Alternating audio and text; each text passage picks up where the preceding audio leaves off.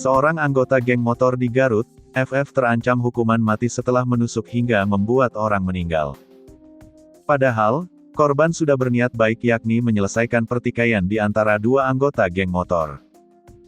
FF pelaku pembunuhan yang juga anggota geng motor di Garut mengaku bahwa dirinya mulai aktif masuk geng motor sejak 1 tahun terakhir.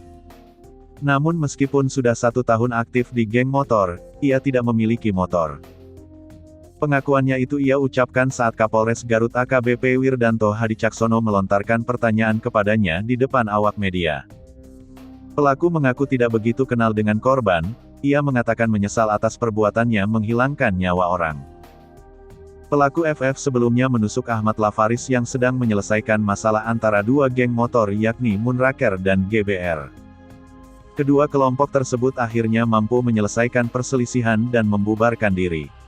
Namun saat membubarkan diri, motor yang dikendarai korban tidak menyala sehingga korban tertinggal oleh teman-temannya.